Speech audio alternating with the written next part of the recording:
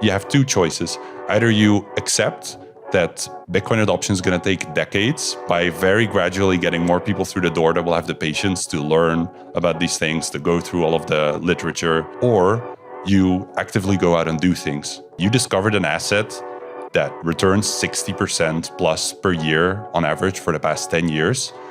And that's not enough for you. Like, that is a very big part of the problem. All of these people that you know that you're getting into Bitcoin and that hold some Bitcoin on exchanges, they could get rugged and hurt. Vegas is getting the better of me, Sam. It was a very late night last night. Yeah, I can imagine. What did you end up doing? We just went for dinner with the team because it's nice to hang out in person, especially for me as well, working remotely. Yeah, totally. So it was just a good time with the team. That's all. Nice. Didn't make it too late. I had an important podcast episode to record this morning. I clearly didn't show you the same respect you showed me. We went to the PubKey variety show. Nice. It was a lot of fun. I love that stuff, like creeping into Bitcoin culture. It's just like a bit silly, fun. Like, it's not all super serious. Yeah. It was a lot of fun. But we are here as two Europeans to talk about America being the Bitcoin superpower. Yeah, it's pretty funny. So I read the report. I was actually, just before we started recording, I was listening to JD Vance, and I'm curious if he read the report, because there was a couple of things he said, both in calling it the America, the Bitcoin superpower. I don't know if Trump said that last year. He may have done. But also he quoted a couple of numbers that stood out from your report. He said that 50 million people in the US own Bitcoin. Mm-hmm. And I don't think that's true. Yeah, I think it's an interesting thing to challenge, because I partially get where that's coming from. Mm-hmm. So this number actually, and we mentioned this in the report as well, it comes from the Nakamoto project from Troy Cross. Mm-hmm. And they did a survey of that's statistically significant, very wide representation. My general concern with this comes from just talking to regular people and getting a sense for when you say Bitcoin, do they actually think about Bitcoin, or are they thinking about crypto being Bitcoin? I think the vast majority of people probably are thinking about crypto. And I think it's a lot of that, because sometimes when you say to people have you ever had Bitcoin or something, or done stuff with Bitcoin? They're like, yeah, I've done stuff. And then when you keep asking, it's it kind of comes out that there's other tokens or currencies or things they've kind of dabbled in at some point and probably still have sitting in some old wallet on Coinbase or whatever. Yeah. And never actually touched anymore. But in their head, it's I've got that Bitcoin thing, even though it's not Bitcoin. Totally. And I was in a cab 2 days ago, and the cab driver, we were talking about Bitcoin. He was asking if we were there for the conference. And he was like, which one is Bitcoin again? And exactly. It's Bitcoin. It's the one. So I think there's loads of confusion around that. But then also, I would genuinely be surprised if 50 million people in the world own Bitcoin. I think the number's probably far lower. But I guess it also depends on how you define what owning Bitcoin is. Yeah. So when you did the report, how do you, would someone who owned MicroStrategy technically own Bitcoin? No. Okay. No. So this is people who own it, either have it on an exchange or self-custody Bitcoin. Pretty much, yeah. Well, in a lot of cases, even self-custody will be there's custodial wallets, mm-hmm. but at least it's not on, or at least it's just not on an exchange, but it's in a custodial wallet. I think the 50 million number, I'm sort of at a global scale, the one you were questioning there as well, I would definitely say we're well over that. Oh, do you think? Yeah, for sure. I mean, we did some analysis 2 years ago or so, or I think it's 1.5 years ago. And back then, the estimated range I came up with was between 80 and 130 million people globally. And it's a pretty wide range. Mm-hmm. But the reason why those numbers is, and kind of now it's been refined to roughly 50 million by estimation in the US, which is really hard to verify, because you can't really correct for that, people that think they know what Bitcoin is, but they don't actually know. That's just impossible to take out. So you kind of have to take the surveys that are out there at face value. And there have been a couple more other than Troy's research there as well that come up with similar numbers. So there's some kind of bias in there for sure. Yeah. But on the 80 to 130, so what you can already tell is on-chain, there have historically been, just through analysis that's been done, there have been roughly 30 to 35 million-ish by last time I checked, it might be 40 at this point, but different entities that have interacted with the blockchain. Okay. So that gives, and there will be some overlap there, of course. But generally that's a decent number to start with. So that's just on-chain activity. And if you know, based on a bunch of other statistics, River is a Bitcoin exchange, there are many other Bitcoin exchanges that sometimes publish some numbers, the vast majority of people actually hold their Bitcoin on an exchange. They hold the minority of the Bitcoin owned by individuals, but they do hold it on an exchange.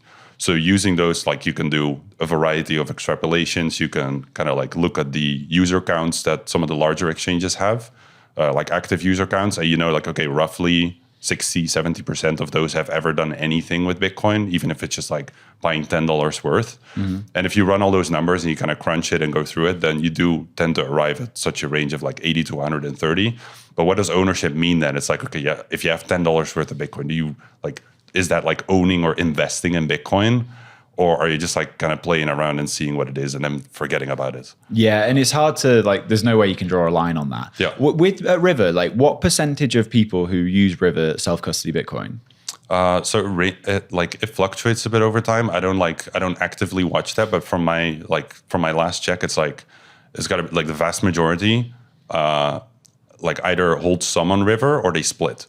So they'll hold some in self-custody, but they also kind of feel like, well, like what if anything happens to me? We have an inheritance feature where if anything I think you talked to Alex about it at some point, where if anything were to happen to you, then like we can like make sure that it gets to your loved ones that you've assigned it to.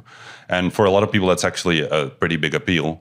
Because their self-custody wallet doesn't have anything like that. They have to come up with their treasure map, as you sometimes say on the show. And a lot of people get pretty nervous about that. So I'd say like my guess would be the bulk actually splits, but there's also a decent amount that just like trusts us. And there's then also it raises the question like, okay, do you then actually own Bitcoin because you don't have your own keys? And I always find it as an interesting discussion point because a lot of people say, well, like if you don't have your own keys, you don't have your Bitcoin, which I generally agree with. At the same time, it's like, well, people say like I own property, and it's like, yeah, but if the state decides that you no longer own property, then in some countries in the world, like stuff can also happen. Yeah. So it's kind of like it's not so black and white of you have it or you don't. It's much more about like understanding like what are the risks that you're taking. And we can, like as River, we fully subscribe to like, we encourage people to self-custody. We have like, like free monthly withdrawals, auto withdrawals, all of that stuff. But we just find that there's a lot of people that actually don't want to do that. They're not ready for I have to take full ownership of my Bitcoin here. There's nobody I can fall back on. And if I mess up, it's still just scary to a lot of people. Yeah. And the technology around it is getting better and everything. But I think like the vast majority of people out there, and I think like maybe Vegas is not the greatest representation out there, but if you just go to a city full of degenerates. Yeah, more or less. But if you like, it's kind of like if you go to any city in the world or any place and you just talk to people around you, the vast majority of them are just nowhere near the mind space of like, I would like to have full ownership of my money. Yeah. They're like, I want an asset that's gonna do well. And I mean, we're seeing this a lot today where people like, they buy shares in companies instead of buying Bitcoin, they buy ETFs instead of Bitcoin. They love the appreciation, but they're hesitant about the actual value of Bitcoin. So they want a bird in a cage that's going to do awesome tricks in that cage, but not like I want the free bird that I can do anything with and that I fully like. That's kind of like fully mine. Yeah. I mean, totally. Like, not everyone is going to be using cold card and multi-sig. Like, that can be a North Star for everyone. Like, people should do that. But it's in reality, it's just not going to happen. And that's been one of the cool things, not to just keep shilling sponsors. I've got River on the show and I'm about to talk about Anchorwatch. But, like, that's one of the cool things about this, like, maturation of products that are coming to the market. Like, things like Anchorwatch are going to give people another option where they do take much more control over their Bitcoin and they have it in an insured way with inheritance. Like, these things are amazing that it's happening. I think it's so fantastic. Just like the optionality of it is great. And this is what we need, I think. And like for us, not to shill our stuff too much either, but I'm thinking like a lot of people don't understand Bitcoin interest on cash, a product that we have, because they're like, why wouldn't you just buy Bitcoin? And it's like, it's not for you if that's how you think. Yeah. Which is like, it's fine to think that. It's totally fine. But it's like there are people out there who just feel hesitant about how high the price is. Because when you zoom out and you look at how much the prices run up, you're like, am I buying at the top? If you don't understand, you don't talk to Bitcoiners around you, you're like, am I just buying their bag? Like, did I get convinced into buying that stuff? Yeah. And if it's like, well, you don't have to take any risk. You can literally just earn it with cash.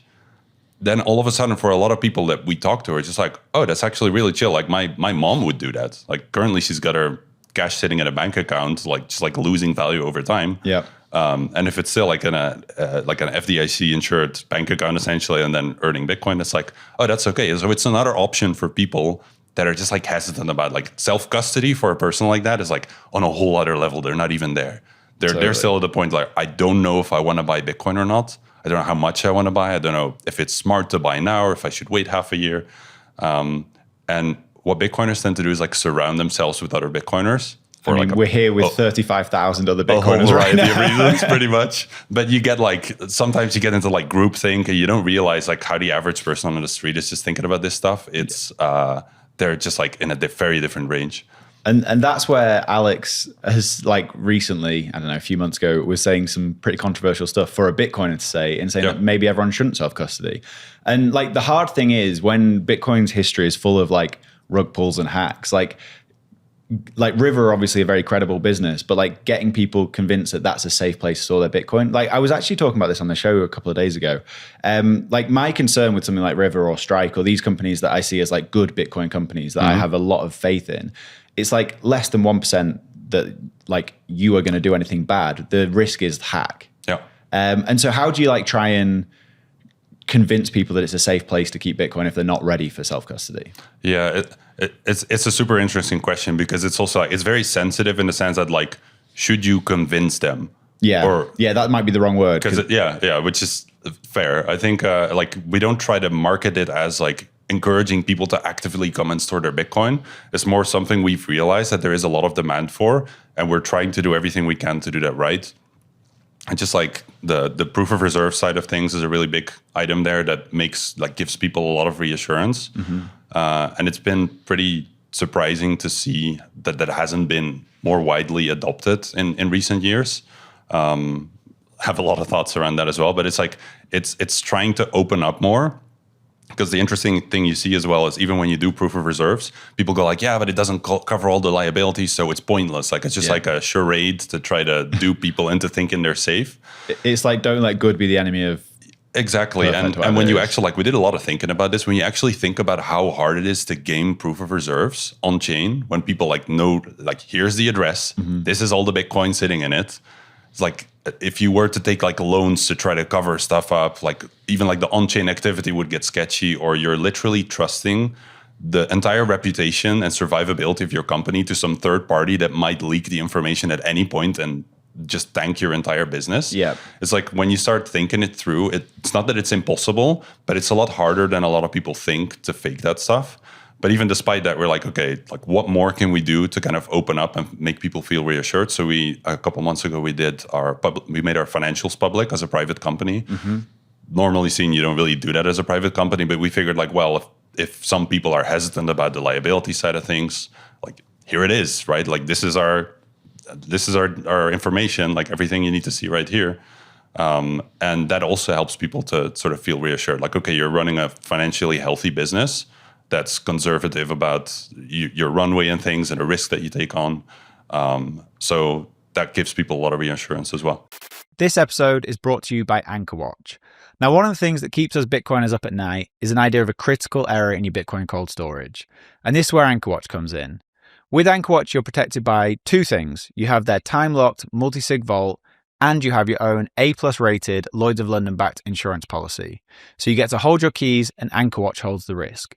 So whether you're worried about inheritance planning, wrench attacks, natural disasters, or just your own silly mistakes, you're fully protected by AnchorWatch. Rates for fully insured custody start as low as 0.55% and are available for individuals and commercial customers located in the US. Speak to AnchorWatch for a quote and for more details about your security options and coverage over at anchorwatch.com. That's anchorwatch.com. This episode is brought to you by Blockware. Would you rather have one Bitcoin today or two in a few years from now? Silly question. Well, Bitcoin mining is a tried and true method to accumulate more Bitcoin, and over a few years, it can even outperform a normal DCA. Blockware's mining as a service enables you to start mining Bitcoin without lifting a finger. Blockware handles everything from securing the miners to sourcing low-cost power and configuring the pool. They do it all. With multiple data centers across the US, Blockware is the most reliable mining partner in the industry, and mining is one of the most efficient ways to acquire Bitcoin. So click the link in the description to get started today, and if you tell them what Bitcoin Did sent you, you'll get 1 week of free hosting and free electricity for every hosted miner purchased. So click the link in the description or head over to blockwaresolutions.com. This episode is brought to you by River, the best place for Bitcoiners and businesses to buy Bitcoin. With River, you can set up 0-fee recurring buys, making stacking sats effortless. And while you're waiting for the perfect buying opportunity, River lets you earn daily interest on your cash balance paid in Bitcoin, which outperforms most high-yield savings accounts. But what really sets River apart is their dedication to security. You have peace of mind knowing that River has monthly proof of reserves and holds all Bitcoin in multi-sig cold storage. And with US-based phone support, you'll always have someone on hand ready to help. To find out more about River and to open an account, head over to river.com/WBD and earn up to $100 in Bitcoin when you buy. That's river.com/WBD. I think conservative is a perfect word for River because like you guys haven't been the fastest iterator throughout like the last, I don't know how long it's been running, 7-8 years or whatever. 6 years. 6 years. But what you've done is just like take careful steps all along the way to make sure you don't end up in an FTX type situation, which is very cool. But so when on the proof of reserves, a couple of weeks ago, you moved the you moved the wallet. Yeah. Was it like 20,000 Bitcoin, something like that? So over $2 billion. Why did you move it? So we did like we like sort of like routinely do upgrades to the cold storage infrastructure when it's like, you know, it can be things like, oh, it's like a key rotation or something, or there's like new technology that we kind of feel like, okay, this kind of makes sense for us to be doing something with. That's more like historically. That recently, I don't think there have been significant breakthroughs other than like we're now starting to see a lot of stuff with Miniscript and whatnot. So that could, like, for example, if we were to ever do something with that, that would also warrant like, okay, we're going to migrate again because you need to have like more multi-sig levels to fall back on then.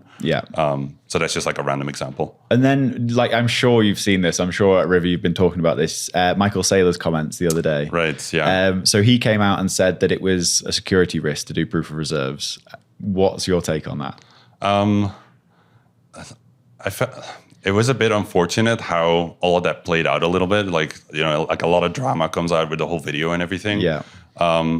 Personally, I got the impression that like based on the way he was saying it, I was like, it sounded a bit like, oh, you're going to publish like a full list of all of the people holding Bitcoin and whatnot. It's like you can obfuscate that stuff. Do you think he misunderstood what proof of reserves actually is? That's kind of what I'm not that he misunderstood what it is, but like how you can implement it, that you can implement it in such a way where nobody's like, as an individual client's privacy is put at risk in any way, while still making it verifiable. Because in River's case as well, people go like, oh, how do I know? Like if I hold one Bitcoin on River, like how do I know that you're not just like telling me the same one Bitcoin that you're also showing to 10 other people? It's like, we just use like a unique identifier that you can check against, and all the rows in the file have a different unique identifier.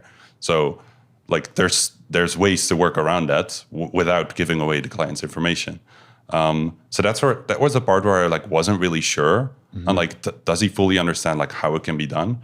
I think part of me also wonders like, to what extent is he able to do it working with the custodians that he's working with? And a part of me wonders like, are they just like comfortable with the audits and things that they're doing, the financial audits? Like, is that just in his eyes enough?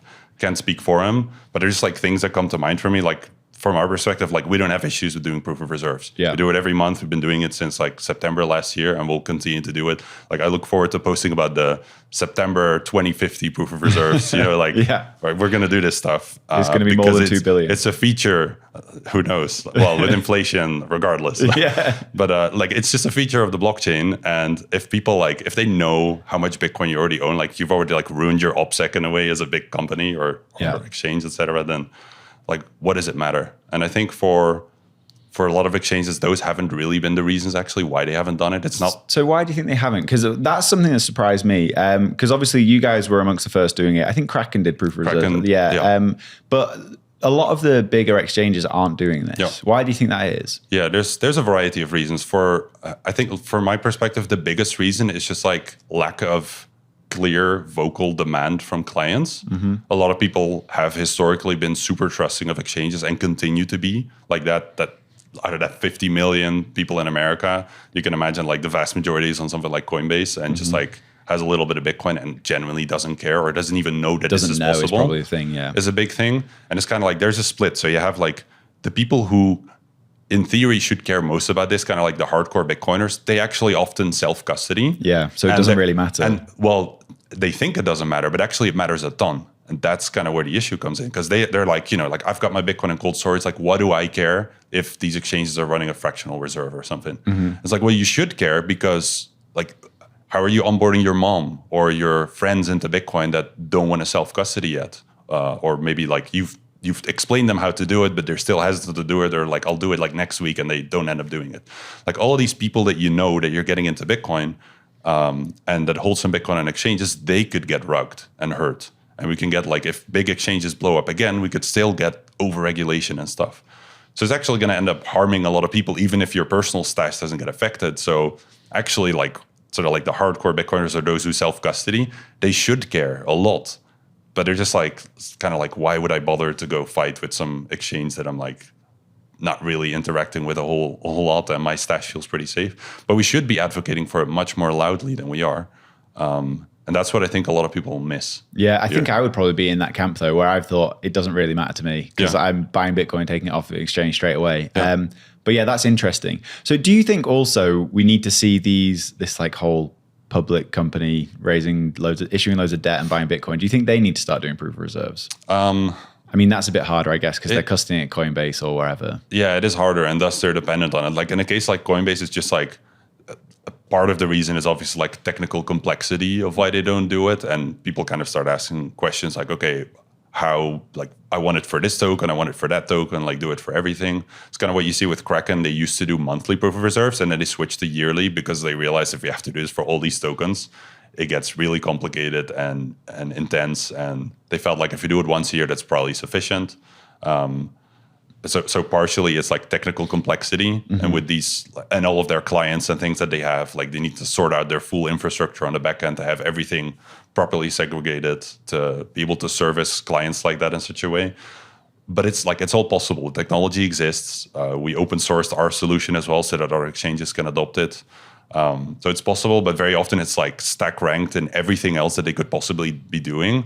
They're like, yeah, all this other stuff makes us money, and proof of reserves from their perspective, like it's not as needed because people like they're just seeing like people are storing billions of dollars worth of tokens on our exchange and cash probably, and it's like, why would they put it so high up in the list when the vast majority of people don't ask and don't know about it? Well, that's again like down to the incentives of running a Bitcoin only exchange like River and running like their priority is getting the latest meme coin on their platform. Pretty much, yeah. Yeah, which is like fucking silly. Yeah. On those like public company side of things, it's like their investors will probably increasingly start asking these questions because they're all racing with each other, trying to accumulate as much Bitcoin as possible. And at some point, I think especially if the returns aren't there for a while, people start getting nervous about things. Like also from the perspective of those companies, they want to keep impressing their investors and kind of showing like we're doing the next thing, or we're like giving you more like, what is the metric that they're using? Like Bitcoin yield on the like whatever per share. I think it's something like that. It's like they want to keep making that number look better. So then people are going to start getting nervous increasingly about like, what are you doing with that Bitcoin? And like, what am I still investing in? So I think they automatically kind of get pushed in that direction. And then what you see is with the ETFs, for example, is like, I think it's Bitwise does proof of reserves. They're like, they just realize like, okay, there's going to be a differentiator versus the rest. Totally. They did a lot of things that were smart there because like when they came in, they knew they weren't going to be able to compete with BlackRock and sheer scale. So they implemented, so like they do that and then they share profits with developers. Yeah. They go, is it HRF, OpenSats and Brink maybe, which is very cool. But again, like this is all just like Bitcoin maturing. Like just to bring it back to the report, Bitcoin is maturing in America far quicker than anywhere else. And as two salty Europeans, we can talk about this. Like in terms of scale of Bitcoin held in America, like where are we at? Like what percentage is held in America versus the rest of the world? So by estimation, this is obviously really hard to tell because the blockchain doesn't tell you who's the owner and where they're located generally. But by estimation, it's like roughly 40% of all the Bitcoin in the world is likely owned by people in America and companies.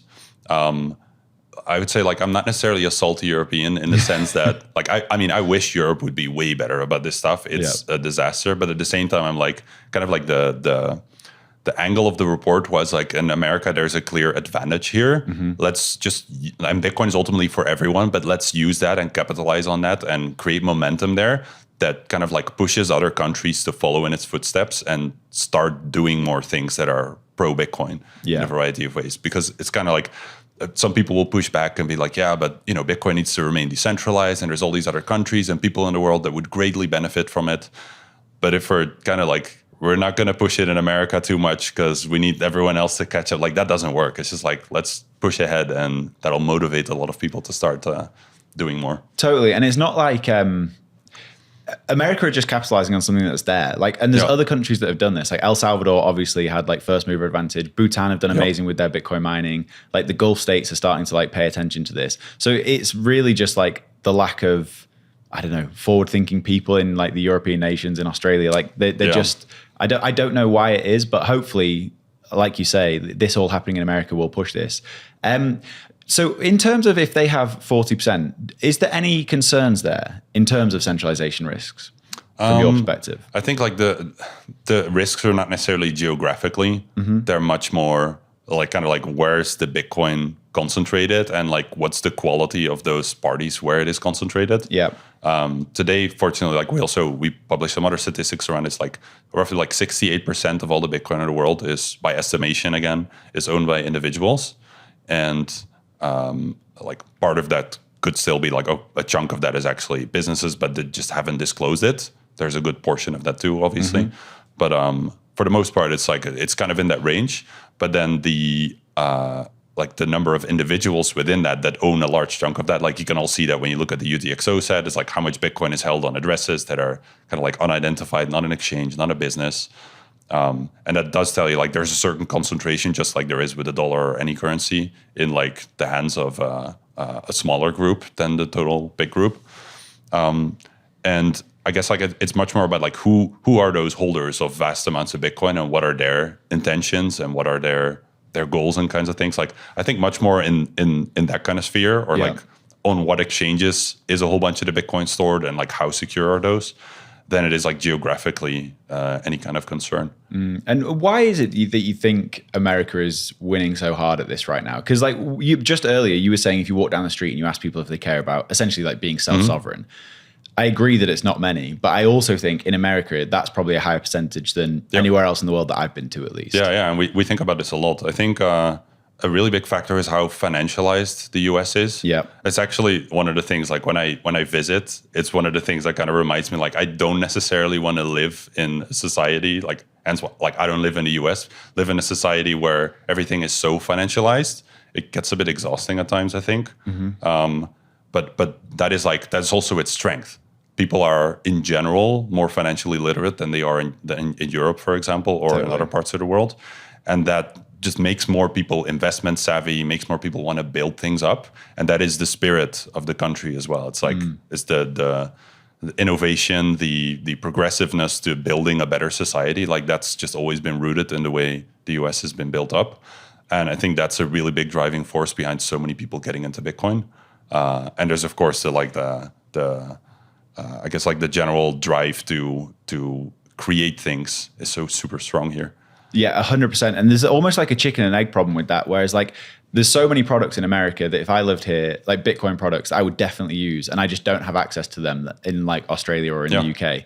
And like I don't know what it takes to unlock those sort of products elsewhere. And maybe that's down to policy. I'm not really sure. And that's a fantastic question, I think, really, because Europeans also in general look at this stuff and go like how can we get the question to like, when are you guys moving to Europe? Like, how do we get that stuff here? And very often the answer is like, it's regulatory. It's partially businesses need to make investments to operate in those countries. It comes with a lot of upfront costs. And very often there's like a local Bitcoin brokerage in one way or another already. And it's like, are you going to compete with those without competing with them and only offering other products? Like it's a little bit tricky. So you need to start fighting them basically for market share. And a lot of the products, because of the way it works in the US, like people will go like, oh, why don't we have like Bitcoin interest on cash in the UK with a certain, it's like, yeah, because like the UK kind of like the capital markets are very different. The treasury and all, like the way people invest in treasuries in the US versus in the UK is totally different. Yeah. So like you'd get the same product, but you wouldn't get anywhere near the rates that get you as excited. And you would get an experience where, because of UK law, for example, you have to fill out almost like a survey to be an accredited investor. There's just so many things that get involved there that for a lot of companies, it's just like, there's still so much market share to get in the US that they're like, and that's how River thinks too. It's like, let's just focus here, do things really well here. And maybe that starts showing a lot of the world that actually we're going to have to change our rules and laws locally. Yeah. And the issue is then comes back to like, especially in Europe, the average person is so far removed from the politicians, like the European Parliament, European Union, that are making decisions that influence them. And it just like, people don't even know where to start. They don't think about it. They don't talk about it too much, like some people obviously do. But they just don't get like, how do we navigate this? Like, how do we get this to the level where we start making meaningful change so that we can start getting these kinds of companies and products and solutions here? And the question is also like, who's going to fight that fight? Who wants to spend their kind of like their career or their influence or capital to try to build something like that up in Europe? And that's not really something we're seeing at scale anywhere so far. 100%. And like in the UK, there is like a policy group there with like Freddie New and Susie, and they're trying, but like it's an uphill battle. And don't get me wrong, I know when BPI started, they also had a period where they really struggled. They had to grind for a long time, but like they're seeing incredible results now. And I don't know if that pathway is as clear outside of the US. Totally. Even I had Matt Corallo in here yesterday, and he's like pushing this Save Our Wallets campaign, which is like making sure that we're able to continue to self-custody Bitcoin. Yeah. And like he was saying, people need to call their congressman. I was like, I don't even know if you can do that in England. Like, I don't know if that exists. And I could be wrong, but like that as a concept, just like getting on the phone to your local politician. You're absolutely not so connected here, which it was amazing. And so like during the Biden admin, the US still continue to like dominate Bitcoin, really, even despite having that Biden administration. Now Trump's in, and obviously all the changes that he's put in place. Do you think that's just going to get supercharged? So do you think this is actually going to grow? I think it's possible, but I'm not sure. I mean, like, it's obviously it's most likely going to go up, and that's generally how I look at Bitcoin, because like mostly people who get into Bitcoin, they don't really like leave. No one leaves. It's Hotel California. Yeah, you keep stacking, and that's just like a general trend that you see. So it's going to grow. The question is mostly like, how fast is it going to accelerate? And that's kind of like where everyone seems to be wondering today. Like, where's retail at? Like, we're at all-time highs. The media isn't really talking about Bitcoin that much. The average person hasn't really picked up on it too much either. Or even 100%. If they have, they're like, I thought about that years ago. I feel like I missed the boat. I'm not going to bother with it too much. And that's like a really big question for a lot of Bitcoiners at the moment. Me too, me included. Like, so normally during like bull runs, like the amount of new listeners to the show increases like crazy. And you see it in things like Google Trends, and obviously you see it in the price. Like that's where these like euphoria things have always come in. And also like just speaking to friends, like the people that are the no coiners amongst your friend group will always be asking questions. None of that's happened really. Like there's definitely been a small influx of new listeners to the podcast. It's hard to know whether that's because it's like the relaunch of what Bitcoin did, or if it's just genuinely new listeners. But like, why is that? Like at River, are you not really seeing the same thing? So we are seeing great growth, but for different reasons. It's more like the way we operate a lot today is, you see people who initially interface with a big exchange of some kind, and then they've tried a couple of exchanges, and then they get frustrated about things, and they start asking like, what's a better place, because I'm getting frustrated here. And then we find that a lot of people end up at River. So for us, there's like a lot of room for growth for people burning out. I feel like that's almost like solidifying this argument, because that's like mature Bitcoiners learning the products and moving to something that's better, not new people coming in. But we do think about this a lot, like super actively. We just like met with the marketing team before the conference this week, because we were very actively thinking about like, what more can we do to grow the pond? Because ultimately, like River primarily serves individuals. We also have like over 2,000 businesses at this point. That segment has actually been growing very like more rapidly. I would say. But individuals is like, like if we just sit around and we're going to grow at the kind of like the rate of the market, like there should be more that we're able to do. But what's the issue there? Like, why aren't people getting in? And we think about this a lot, because it's like, if we're a Bitcoin only company, like we have to make it work with Bitcoin. We can't, like the other exchanges, kind of jump on trends of like, oh, this token's going crazy right now. Let's get everyone trading that and make a whole bunch of revenue there. Or let's do like a variety of risky products that just allow us to make a whole bunch of money. River doesn't do that. So for us, it's so super critical to deeply understand like what the hell is happening. Like, why isn't retail around more? And I thought about this a lot. I think there's a couple of big reasons that are happening.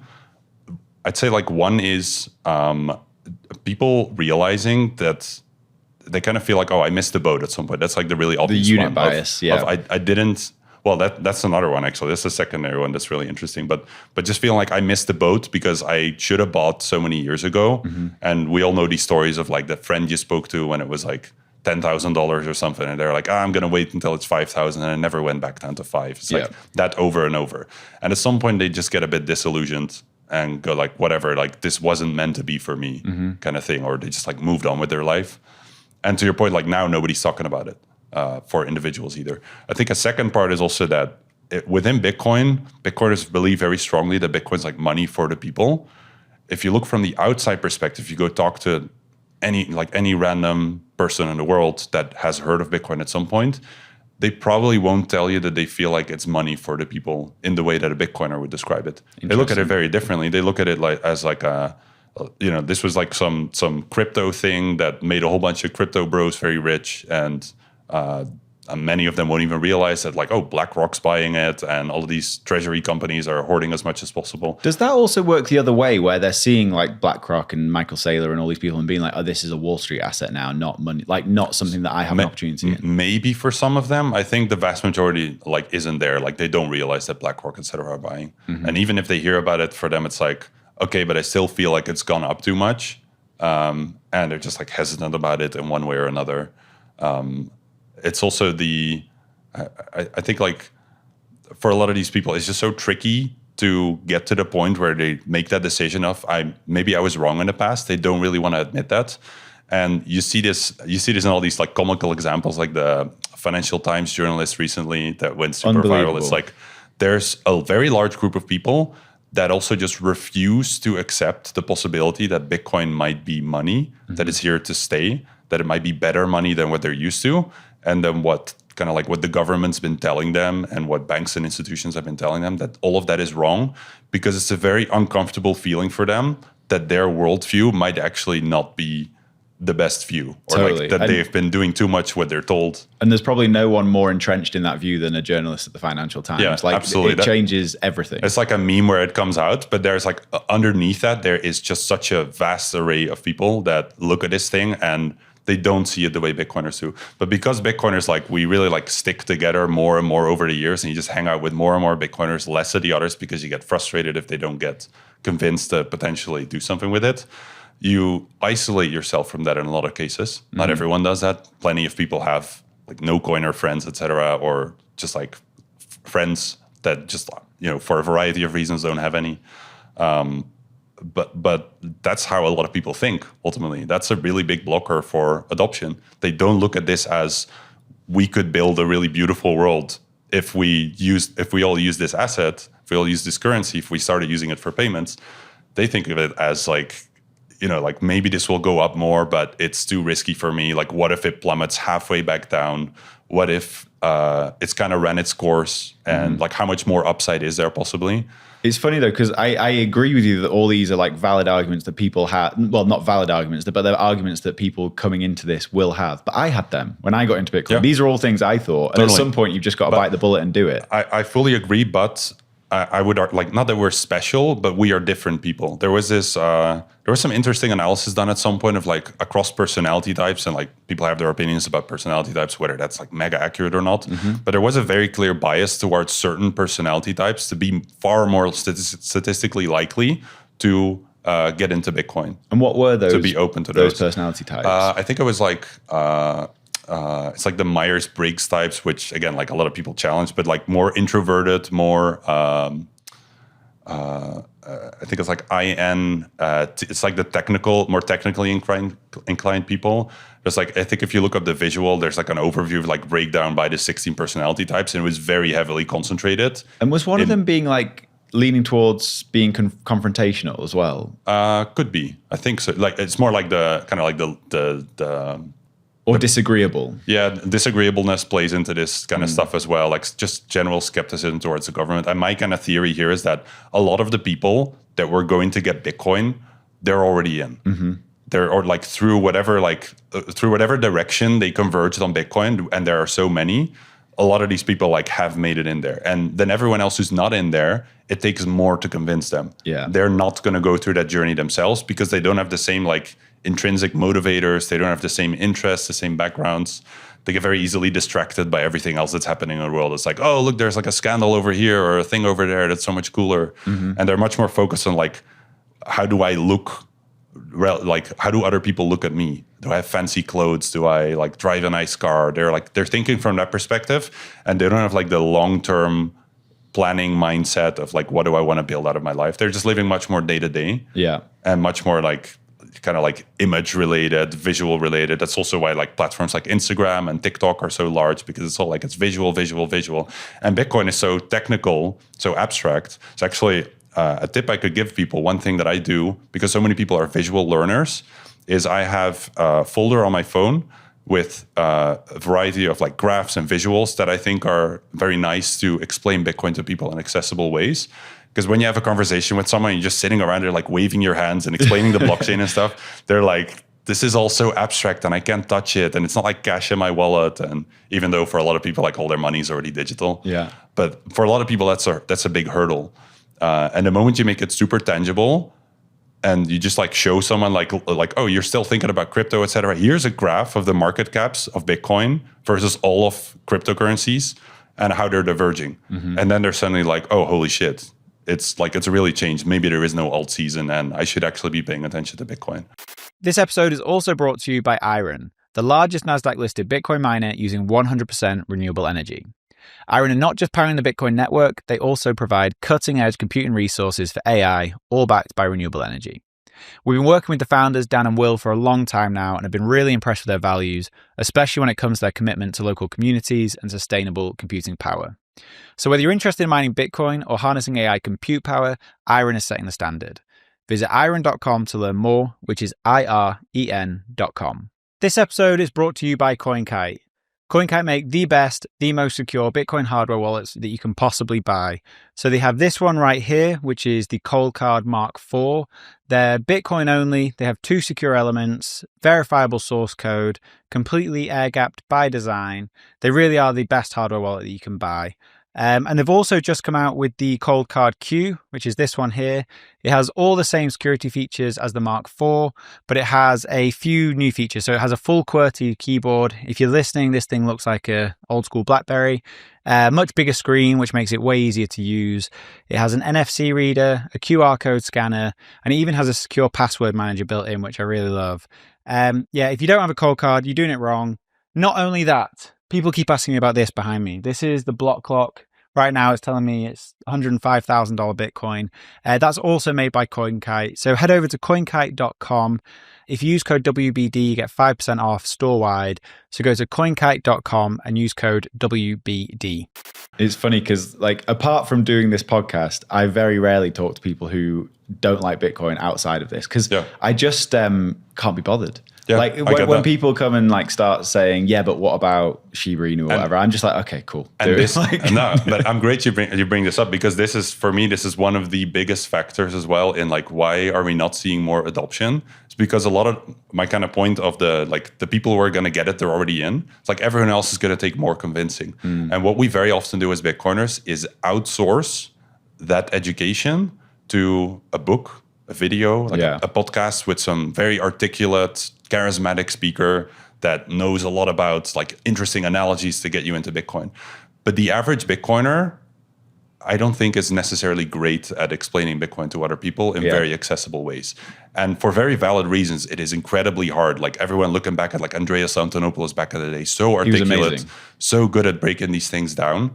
I think more recently, like Joe Bryan. What's the problem? That's where I send people now. If anyone asks me, instead of me trying to like explain to them, I just go, just watch this video. And that's how it goes. And it's totally fine to do that, I think. But what a lot of people do is like, again, they outsource that education part.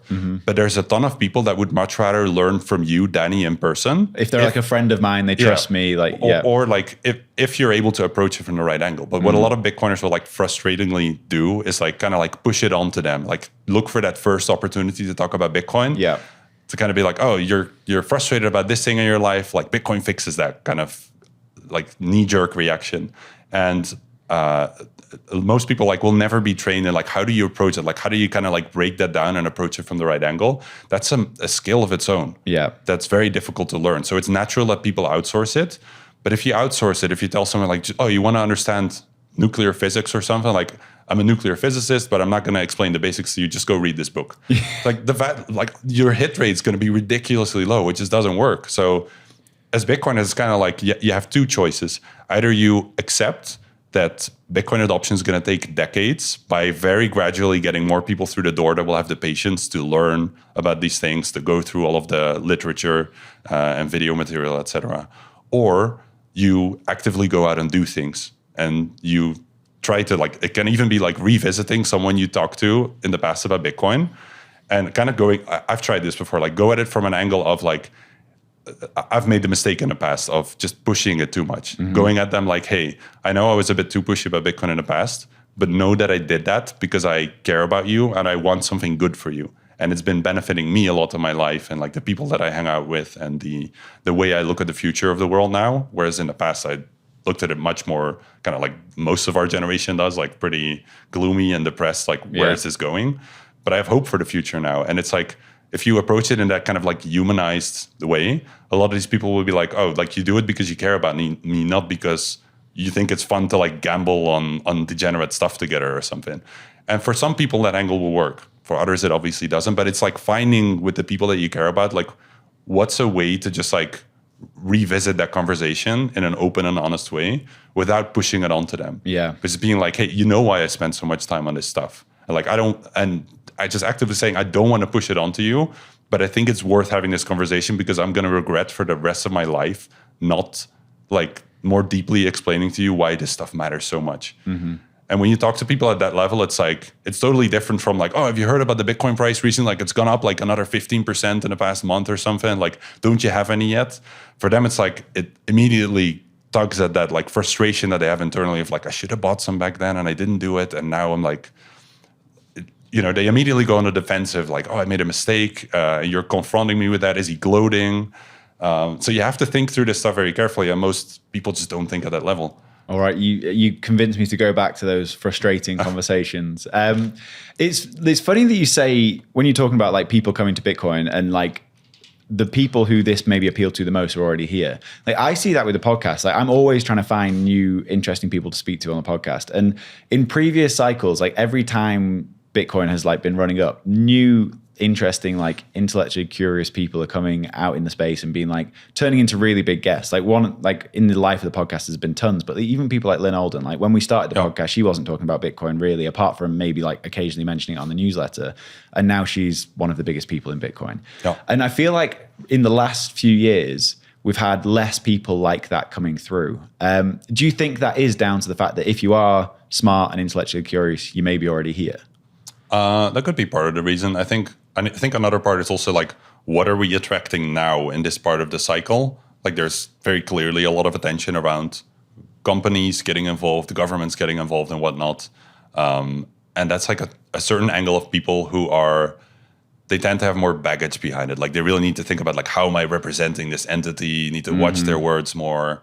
Often it gets a bit duller, it gets a bit more financial, and you don't have people like, I don't know, like American Hodl, who just like throws out of there what he's thinking and how he feels about stuff. Like you get a lot less of that, which a lot of people emotionally connect with a lot more. So I think that's part of the reason. Another part can also be, I think it's like a lot of stuff has been said in a way. Yep. And kind of like finding a different way to rehash something that's already been done. It's more tricky. So it takes a bit more creativity as well to think about like, is there an angle to approach Bitcoin from that other people haven't done it through yet that actually resonates with a really interesting audience. And I think like Joe that we were touching on earlier with the What's the Problem video, like people see that and go like, oh, he's like taking a different angle here. That's really interesting. Let me throw that at people that I know and see if that resonates with them. So they kind of like hop around thing after thing after thing to see if it works. And then get frustrated when it doesn't. And they're like, see, they're the problem. They're not going to do anything with it. And they're hopeless. I'm just going to give up and hang out with Bitcoiners. Yeah. And like that journey that a lot of people go through. What I really enjoyed, like a few years ago, there was all these like esoteric articles and things coming out about Bitcoin. Like Brandon Quitton did mycelium of money. I can't remember what the exact title of that was. And recently Jesse Myers came out with a piece talking about, I don't know if you saw this, like money potentially being one of the things that allowed us to outcompete. I listened to the episode. I love that stuff. And that seems to be happening less and less. I want more of that creativity coming back. Because it's just interesting conversation that maybe has a broader reach than just talking about like the technicals of Bitcoin. Yeah, totally. And for us, actually, like it's a big factor in being a sponsor for what Bitcoin did as well, in that like what you pursue, I think, is the sort of like the intellectual curiosity that sort of like a subset of the Bitcoiners have to keep exploring new topics that are related and like keep advancing your understanding of Bitcoin and the world in a variety of ways.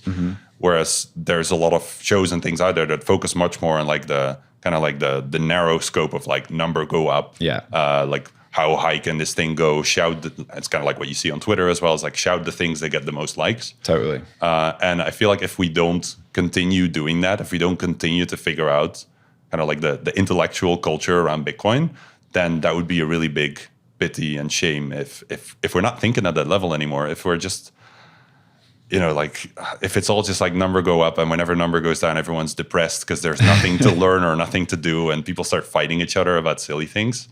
That would be a true shame. So I think like the show is a really nice like I've listened to almost every single episode from way back in the day. It just has a great range of topics. And even when you feel like, oh, I don't know this person, they're not a Lynn Alden or a Saylor or someone that I've looked up to or that has a really big reach, let me just go ahead and click on that episode and maybe I'm going to learn something really interesting. And very often it surprises and impresses you of like, oh, that's actually awesome. Yeah. So I think partially for you, and I mentioned this to you the other day, I think it's like also just like putting that word out there of like, hey, I'm looking for more interesting people that might have some kind of angle or something that they're doing in their lives that could be really cool. And we're seeing, like we're starting to dive into this with River a lot ourselves too, because we're seeing really rapid growth with business clients. And it's just like, it's from the craziest industries where you're just like, wait, there's like this week we got like a dermatologist, a fertility clinic, like a construction company, a lawyer firm.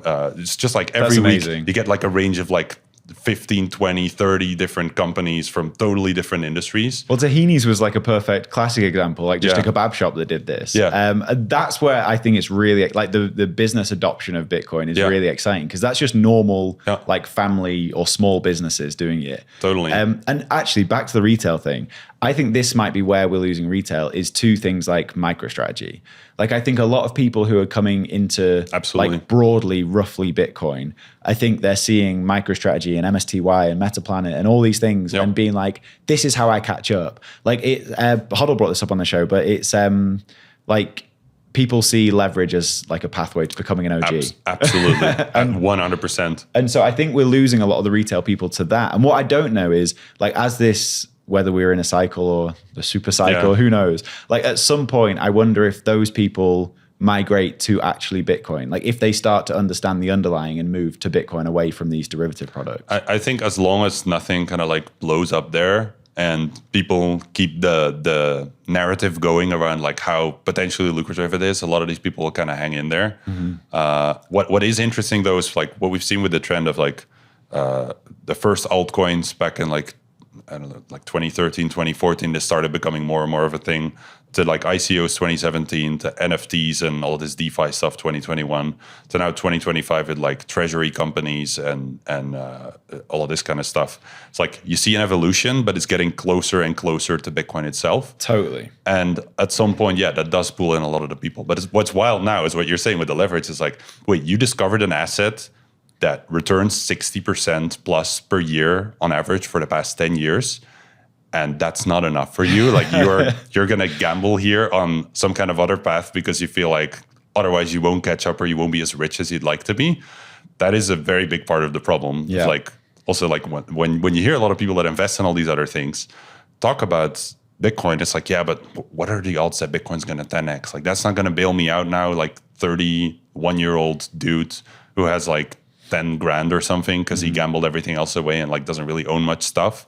It's like they're thinking from the perspective of even if I return 60% per year, that's not good enough for me. Yeah. Like I've got to like take on the risk and try to catch up somehow. And this seems like a cool, smart group of people who's like doing all kinds of innovative things. So they feel like they're part of a group there that's being more intellectual than just like the boring holding Bitcoin and gradually not getting poor. Yeah. And don't get me wrong, like if there's anyone listening to this who owns these things, like I hope you make fuckloads of money. Yeah. But like I got into Bitcoin 2016, 2017. I did all the ICO stuff back then. Like I was shitcoining. I get a lot of similar vibes. Like there's with what's going on now, but in like a Bitcoin context. And like it's the pre-sales, like the things that are happening behind the scenes before these things even list. Like it's shitcoining on Bitcoin. Like I don't think there's any other way of saying it. Yeah, I worry about it. Just like, like and similarly, like I don't wish these people any ill personally. I just find it like there's so many red flags, so many things that I directionally, like it doesn't feel right, that I'm just hesitant. Like I would never recommend anyone to invest in those things. And it's not to say like, oh, we sell Bitcoin, so we only want people in Bitcoin. It's just like from a risk averse perspective, like Bitcoin itself is, like historically, it's already been risky enough. It's like, let's go play around in this playground with like, sure, if it's money you can afford to lose, totally fine. Then again, it's people's choice. But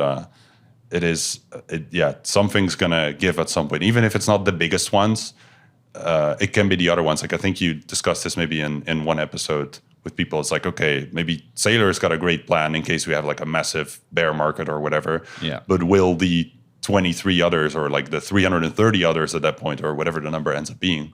And I'm like above 95% confident that they're not all going to hold their Bitcoin through the bear market. Yeah. They just can't. Like I think Saylor will. And I think like Jack Mallers' new company probably will. Like the ones that understand this, they'll manage to hold on and they'll I'm sure do really well.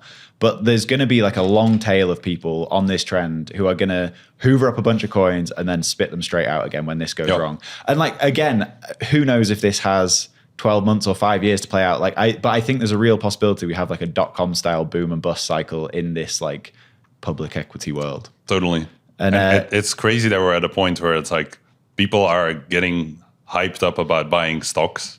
And we're all stonks maxis now. Yeah, it's funny. And then this morning, I think the GameStop announcement happened. So I saw that. We're going to get like a whole wave of people with that mindset into, I think. But it's going to be interesting. I mean, I think like it's easy to criticize all of these things. For me, like I'm all about the optionality. I'm glad for people that option exists. Yeah. I'm just personally cautious about it, and also that's the thing. It's not that I don't want these things to exist. Like people can do what they want with their money, but I just hope people are being cautious enough and like will take some of that money out and put it into Bitcoin when they made some. But so last thing I want to talk to you about before we go down to the conference, and this is kind of back to your piece on American superpower, is the strategic Bitcoin reserve. And I kind of want your take as like Sam the analyst and Sam the Bitcoiner. And like, what do you think about what the US are doing? It's like Sam the Bitcoiner thinks like these are politicians shouting things that get votes, and that get them votes, and let's see to what extent they're actually gonna follow up on the words. I think like the sort of like the level of how advanced the discourse is in the US now, it feels likely. Like it like not going through in one way or another at this point is like that feels very unlikely, I would say at this point. That's maybe the analyst speaking from like a like what are the odds here perspective. I think from an analytical perspective, it's really interesting to see how much appetite there is to do this in budget neutral ways. That I'm actually I think like most Bitcoiners will be very open to that idea. And I think one part of Troy's survey that he did this year as well was like asking people across that survey, like if you had to invest part of the gold treasury into Bitcoin, what percentage would that be from like 0 to 100? And then the average range was somewhere, I think it was somewhere around like 10% or so, which is like, okay, it's not zero. Like people would put in a there was very few here. people that said zero. Yeah, exactly. And that's where it gets really interesting from like the kind of like the analytical perspective of, okay, clearly there is an appetite here, and hopefully kind of like the right people will see those numbers and start thinking about it. Because from my perspective, it's like there is absolutely no reason whatsoever why a country shouldn't have a Bitcoin reserve. They also have gold reserves or other kinds of reserves. It's just another thing. Personally, I'm not like for empowering the state with Bitcoin and like getting them involved in the like the whole like do we want to upgrade Bitcoin or not? That side of things, or like over regulation, all of these things. But it's also like, it's not up to me. I mean, it's, this is going to happen one way or another, probably. And in some countries it will, in some countries it won't. And I think like back to the Bitcoiner, I am definitely apprehensive about like how much are they going to be watching things related to development. I am certainly not in the ossify Bitcoin camp. I think it's very, like it's too, we're speaking a bit too early here. Yeah. Like there's a bunch of things we haven't figured out yet. And there's just like generally like things we'll have to upgrade regardless. Like we will actually, I believe there's like, I don't know if there's technical solutions been found, but I believe there's some kind of overflow bug or something that will need to be solved at some point. And there's the timestamp bug that like, or that one, I think. Just definitely needs to be solved at some point. It's not it's a timestamp related one. Yeah, exactly. And there's no debate about that. Like that is going to be an issue that we have to change, and like what happens. And I think that's the only sort of, maybe not the only, that's the most realistic concern I think about the strategic Bitcoin reserve, is that like if upgrades become a national security issue, which they will if they own a load of Bitcoin, like what does that do to development? And I'm with you. I think that is the only concern. On Troy's surveys, I know surveys aren't like perfect, but it was super interesting to see the results from that, because if you had have asked me just to guess what the results would have been, I'd have got basically all of them wrong, apart from the age. Oh, that's interesting. That's great. Like in terms of when it comes to like Bitcoiners across the political aisle, I'd have definitely got that wrong. Even some of, so what was interesting is like the demographics that I always assume are Bitcoiners are the Bitcoiners that listen to the podcast. And they were pretty wildly different to Troy's results, which is really interesting. Because I think that again is one of the biggest challenges in terms of getting more and more people into Bitcoin, is getting more and more different people into Bitcoin. Totally. Because like all of us nut jobs are already here. We need normal people now. And I think that's going to be like, I think this kind of comes down to who's out there talking about Bitcoin and who do they appeal to. And I was at the, I'm going on a bit of a rant here. That's fine. But I was at the Pub Key thing last night and they did a variety show. And don't get me wrong, it was full of like the most lunatic Bitcoiners in Vegas. But like it was cool to see just something different. Like it was a comedy show. They had people singing. Like they had someone doing like shanties, like pirate shanties. Like I just like seeing us push that kind of culture further and further out and do different stuff. Totally. I mean, there's a lot of Bitcoiners who think from the perspective of Bitcoin's only going to succeed if all the other people think like me. If all of them think that we need to hold Bitcoin in self-custody, that we're going to use it for payments at some point, like screw the state, all of these kind of things. Like, and unless they think like me, it's failed in one way or another. And I'm much more of the perspective of a lot of people are going to use it in very different ways than you would like to see. A lot of them aren't even going to own Bitcoin directly, unfortunately, but that is a reality. And you can keep fighting against that and getting frustrated about it, or like trying to turn other people's worldview the way you look at it.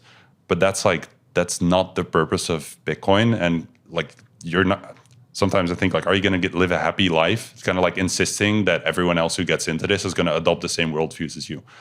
Like that's not a recipe for success. That's a losing battle. Yeah, I think so. So I'd say like people should be a bit more open-minded in that sense. Is like, as long as someone is from one way or another from one like angle or another interested in Bitcoin, you probably already have a ton of things in common, even if you don't look at the world the same way. And I'm like, personally, I'm totally happy to have friends on like either side of the spectrum, political spectrum, and like interests and all of these kinds of things. It is actually what makes it enriching to like understand their line of thinking. And I'm very obsessed in general with like kind of like what does the adoption trajectory look like? How do all of these different people look at Bitcoin?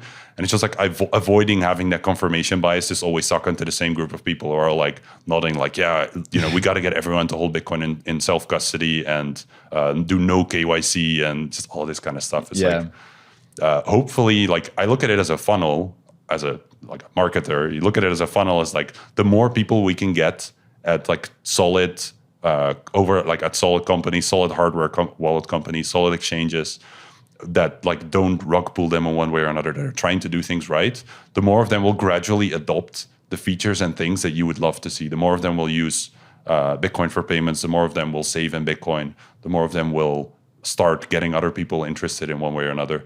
But if you start with the insanely impossible high bar of like, you either need to like fit this super specific niche that I believe in, then like we're not going to get there, guys. Totally. And I, at the same time, like I agree with you 100%, but I think it's very important that we do have people holding those like very key aspects of Bitcoin. 100%. And as long as we have that, I think we can you can get through all the other stuff. And eventually people will move down the funnel and get to the point where they like have their Bitcoin on a cold card. But like you can't start there. That's the thing. And there's this amazing, like, it's kind of like a gravitational pull towards the group of Bitcoiners that believe that, that operate that way. They tend to be the most influential, most sort of like intellectual speakers about it. Yeah. And people just gravitate towards that. So even if it takes 5, 10, 20 years for people to eventually make the step like, hey, maybe I'm going to self-custody. That's totally fine. Like it doesn't need to happen within a week from now. What's most important is that they don't end up in a place where that's like enticing them to go gamble half of their stack on some other token that was just launched. That is the real big issue. Yeah. And you see a lot of Bitcoiners that are like, they don't think from that perspective of what if I would have gotten into Bitcoin today? I didn't understand all of these things. And you need to be able to look at Bitcoin through that kind of lens of just like either it's a less smart person, a less technical person. You need to be able to switch between those things very quickly and understand like who is it that I'm talking to. Because if you don't do that, then you're just like, you're trying to see like, how can I like mold this clay to be like, here we have another hardcore Bitcoiner is going to go in our direction. Like that's a journey. That's going to take a lot of time. Yeah. And people often say like, you're like the kind of like the sum of the people that you hang out with the most, like the 5, 10 people or so. And it's kind of like in that way, like you can gradually influence someone's preferences and behavior over time, not in a like a manipulative way, but more just by like leading by example. Leading by example, exactly. And that's what people should be thinking more about it. So instead of cutting those like no coiners out of your life, it's like lead by example and show how your life is getting better without gloating about it or stuffing it in their face. It's like for a lot of people, it creates a lot of trust. It's like, wow, look at Danny since he's been doing this podcast, like a totally different guy from what I remember. Like that's interesting. What's behind that? Totally. Like that's how you want to influence people with it. And not so much like my life is great now because I bought Bitcoin and it's the best form of money ever. My parents are like the perfect example of this because like I convinced them to buy some Bitcoin, and I basically made them a little while ago. And like at first they just had it on the exchange. So I was like trying to figure out what the best thing to do was. And what actually happened was my mum came to me and was like, she came to Bedford when we did one of the conferences. Amazing. And afterwards she was like, I don't want to have my Bitcoin on an exchange. And so like, to be fair, I hold their Bitcoin for them because I'm not willing to like take that step yet. But like it was her coming to me asking to do this, not the other way around. Because I was like, I don't want to put the pressure on them of like, if they fuck up, they lose their Bitcoin. But it was very cool to have it go the other way. And instead her come to me and be like, I need to do 100%. This. And that's but in order for us to have that path, and that's where I think like I keep using the word hardcore Bitcoiners, but like that kind of like that mindset, it is critical that we keep pushing exchanges to do things right then. Because if the vast majority of people are going to hold their Bitcoin on an exchange, then we need to make sure that the exchanges don't mess up. Absolutely. And that they are properly transparent about what they do, that they don't take on insane risks and stuff. And we get a lot of questions from people as well about like, oh, when are you guys going to start doing lending and stuff? But there's a lot of risk involved in that. And the last thing we want is that like, oh, we make a whole bunch of money off of this, but actually there was a bear market and tons of clients got wrecked because they started taking on leverage that they didn't really understand how to use. So if we build it, we want to build it right in a way where the client wins rather than like, oh, great, we diversified our revenue stream, made a bunch of money, but actually we hurt a lot of people in the process. Yeah. And that's the hard thing about a lending product. And again, I spoke to Jack about this recently. It's like you build this product. I think this product has every right to exist. I think it's a product that I would use. I think it's great. But like how you kind of talk to your client base is super important in terms of how they actually think about this and understand the risk that they are taking. Because while it can be an amazing product, you can't control how everyone uses it, and some people are going to use it in a stupid way. And the vast majority of people, I would imagine, like will buy more Bitcoin with it. Yeah. A ton of people. Which depending on position size, might be a great decision. But totally. Also, someone's going to do it in the wrong way. Yeah, and people start just listening to friends who are saying like, I've got this great strategy, I'm doing this thing, or I'm like earning yield off of this and that. And they just get like, yeah, maybe I should do that too. Like, indeed, then I can earn Bitcoin faster. And that's just, again, where a lot of people hit their head. The messaging around it is super important. Yeah, 100%. But again, like totally like valid products to exist. It's just a lot of people aren't necessarily certain what they're taking on there when they get into it. So yeah, because when you think about who Bitcoiners are, like as a perfect example, like me, I had no clue about any of this stuff. I'm not a finance bro. Like knowing how to take leverage takes time. You need to understand the risks and controlling might be the wrong word, but like kind of influencing your customer base to do the right thing is very hard, and people are going to fuck it up. And you don't want to, at the end of the day, that's not your fault. You're offering a product. It's not your fault, but at the same time, like it does kind of reflect on, like, a lot of people will feel like that was the, like, there's this kind of like saying of like, people don't remember what exactly you said or what you did. They remember how you made them feel. And they also feel that way towards an exchange. It's like, yeah, they didn't make me buy that, but they offered me this shiny thing. And that's the place where I lost a lot of money, was that exchange. When they offered this. And they could take sort of like responsibility and be like, yeah, but I was the one who pulled the trigger and used that product. I didn't need to. But if the marketing is in such a way that it's like, oh, this is like such a great thing to do, or the brand itself like boosts people who are talking about this like the smartest strategy ever, and then a lot of other people get on board, then you do kind of feel to them like, you guys also didn't say that, you know, there was that much risk involved, or that these strategies that your clients are shouting about, that like, guys, take it easy, like there is some risk involved here. Because it's also like, it's not very sexy to do it as a company either, to be like, guys, we got a product, but you know, like be nice with it. That doesn't happen. So I think like we agree here. It's just like, it's much more nuanced than a lot of people realize. And just like, just give me the product. I'm smart enough. I know how to do these things. I just want to do it at your place. And super valid request, I think, and a great product, I think, for again, as an option. We talked about having optionality. I think it's great that it exists. And hopefully people will sort of like gradually learn, like, how do I use that in a non-crazy way? And that's why I think like it's awesome that it's there now. We can start learning from that, and people will get a first taste of it. Yeah. Well, Sam, I've really enjoyed this. Thank you for coming back on the show. It's been a little while. It must have been a few years since you've been on the show. It was in Nashville. Like the one Zetahash report. We're actually almost there now, I think. I know. Do you know what? I had a bet with Pete. You did actually, right? But I think it ended at the end of last year. That he bet that it would hit a Zetahash before the end of 24.